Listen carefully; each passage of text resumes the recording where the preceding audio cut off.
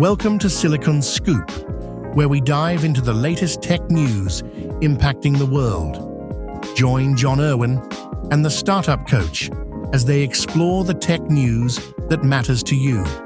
Stay ahead, stay informed, and now on with the show. We've spent decades trying to make silicon think like a brain. But Cortical Labs just bypassed the middleman by teaching living human neurons to play Doom. If you care about massive power grid crisis strangling the AI industry, the 3,000% leap in biocomputing efficiency just changed the entire timeline. Yeah, living brain cells are playing Doom now. This is what they're doing. Cortical Labs successfully trained biological computer chip containing 200,000 living human neurons to play the complex video game Doom in less than a week. By placing lab-grown neurons on a microelectrode array, the system translates digital games into electrical signals the cells can produce, process, and act upon. This proves biological systems can handle real-time adaptive decision-making at a fraction of the energy of traditional AI, creating a legitimate pathway for sustainable computing and advanced robotics. What do you think about this, John? Yeah, I think this is really cool that I love that Doom is used as kind of the benchmark for a lot of things. So like people have put Doom on calculators, they've put Doom on pretty much any electronic that you can think of. That's not this, but I just like that Doom is this. So the thing is that the neurons themselves, they're not seeing Doom like as we see it. They're receiving structured electrical signals, which represent the game environment, and then they're responding through firing patterns. So this is really fundamentally different from digital AI, because digital AI processes symbolic or numerical data. So this system, it processes bioelectrical signals in real time. So there's a learning mechanism to this, and this is why this is huge. So the neurons are exhibiting adaptive learning behavior, meaning they improve performance over time, they respond to feedback loops, and they develop goal-oriented behavior, which is similar to reinforcement learning.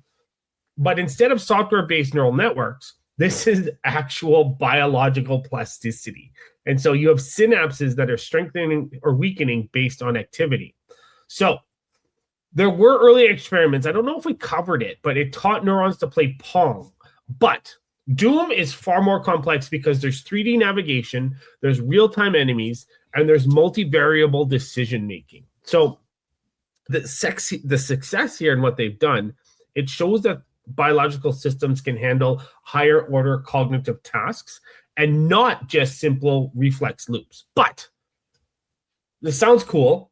There are some performance and limitations. So the neurons play like a complete beginner. So think of your mom or dad playing Doom, trying to play Doom. The learning is slow and it's actually unstable. And the system is still extremely primitive compared to a human brain, obviously. But this milestone is not the performance, it's more of the proof of concept. And so I think this is cool. I think this is a huge breakthrough. What are your thoughts on this, Craig? I think it's an amazing breakthrough. And not only did they be able to improve upon what's going on with Pong, but they were able to, the Doom demonstration used only 200,000 neurons, roughly a quarter of the neurons used previously in Pong. So it was able to do much more complex things at a quarter of the neuron use, with a learning efficiency of over 3,000% over historical usage of this biological type of system. Though this proves biological systems can handle real-time adaptive decision-making at a fraction of the energy cost of traditional AI, creating a legitimate pathway for sustainable computing and advanced robotics. I think of this like trading a massive fuel-guzzling freight train for a highly trained homing pigeon. Traditional AI models require immense power and massive data centers just to brute force a route. But this biological chip uses native built-in instinct to adapt and find the target on its own, running on barely a fraction of a watt. So from an energy perspective, this sounds amazing. But I do have part of me that says, is this the first step towards the Borg? Maybe. You too wish to be assimilated. Yeah. Yeah, is this like, where does this go? I know we've covered brain chips too as well in the past, and this is similar to that. But I think that the biggest the hidden breakthrough here, like you talked about, is the energy efficiency. So these systems, they can outperform GPUs by orders of magnitude in energy per computation. So maybe this is Elon's way of getting those data centers up in space, or whoever's getting them up there. But I think that the cool thing about this is that they didn't program it, right? They didn't program it to play Doom. They said learn it. So it learned organically, and it's unpredictable. It's like a brain learning, right? So this is essentially challenging the entire software paradigm. So at least, like you said, are we assimilating like the Borg? There are some ethical implications, and they're massive.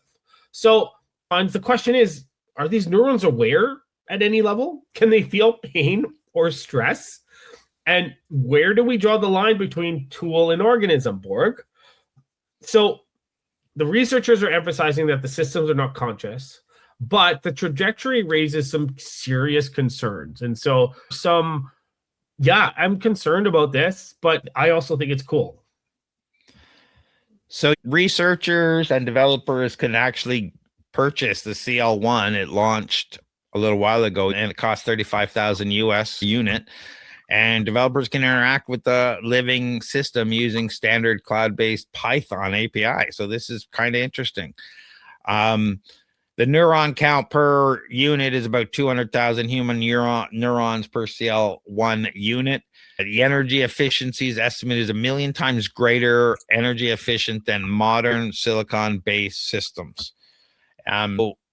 It almost feels inevitable. Like if this really is 1 million times greater efficiency, it's almost inevitable for us to start using biologics as chips. Yeah. So this operates on the organoid intelligence. The CL1 chip uses a microelectrode array for two-way electrical communication.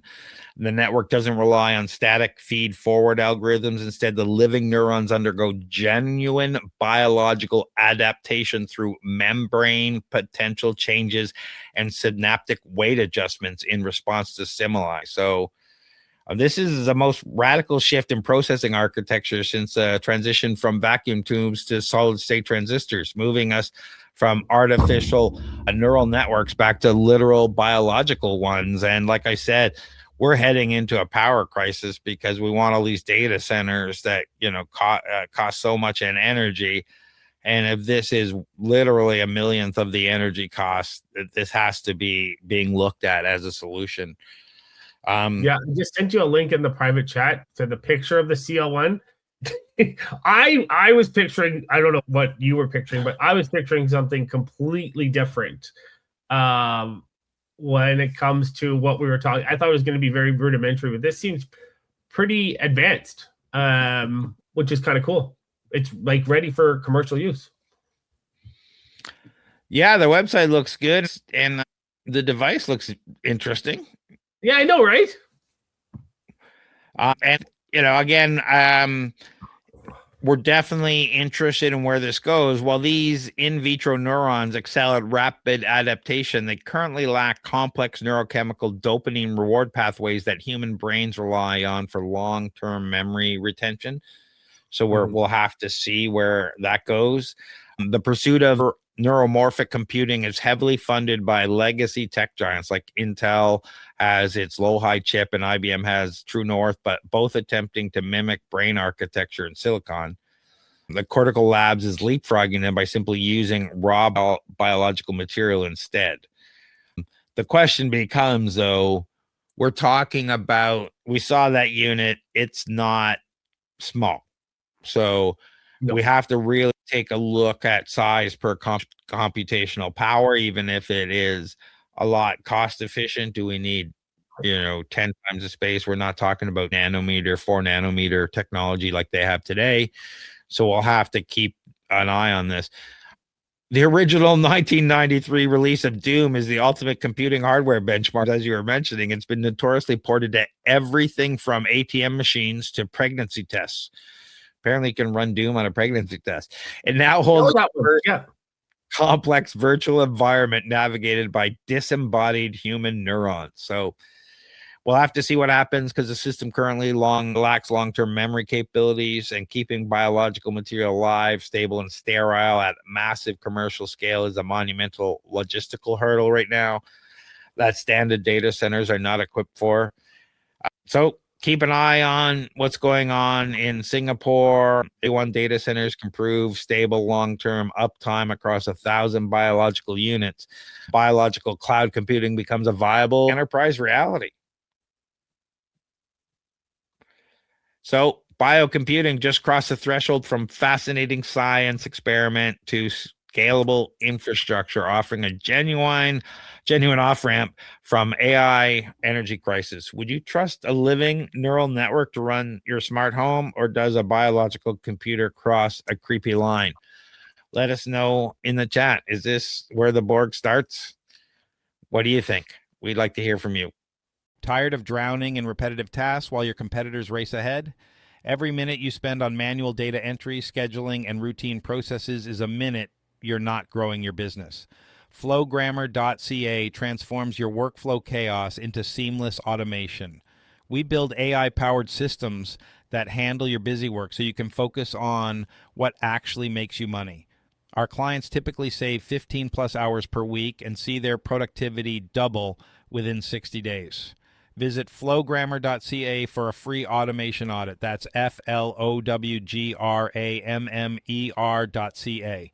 Stop working in your business and start working on it. What do you got going on, John? Just plugging away, helping companies with government funding, attending events, probably startup drinks or a Flowgrammer event. How about you, Craig? Lots of stuff going on. I honestly don't know when this is going out. I have to check. I think it's going to go out in April. But there's all sorts of stuff going on. If you don't know about OpenClaw, it's the latest AI automation agent that's taken the world by storm in 2026. And OpenClaw Toronto chapter just launched. And we have all sorts of events going on. So check out openclawto.com. Our first demo night is April 14th. We have a Builder Cafe on April 10th. We have a bunch of other events. There's updates every day.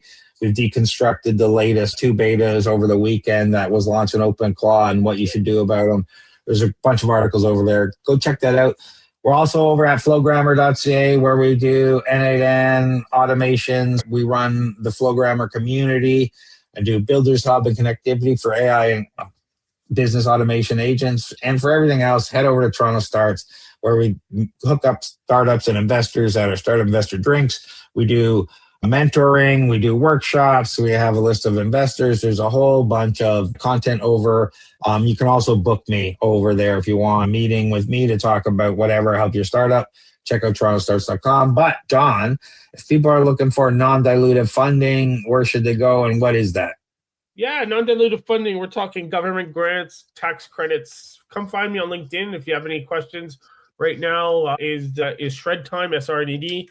But come reach out to me too if you've got a startup, if you've got a company. Reach out to me if you have any questions, and if they have company questions about their startup in general. Where do they find you, Craig? Yeah, find me at TorontoStarts.com. But John, just before we go, something's open right now, and it's closing May 31st. Thank you. Can Export. And what? Yeah. So what if should you have people at know least about that? 300,000 in revenue in the previous year, and you're looking to expand outside of Canada, reach out to me, and we can put together. We can talk about an application for Can Export. All the links we talked about will be in the show notes wherever you're watching this. Thanks for watching, everybody. Leave us a comment, give us a like, give us a subscribe. We really appreciate it. Thanks, everyone. Thanks, everyone. Thanks for tuning in to Silicon Scoop. We hope you enjoyed this episode's dive into the latest tech news. Stay connected with John Irwin and the Startup Coach on LinkedIn, and subscribe for more insights and updates. Until next time, stay ahead, stay informed.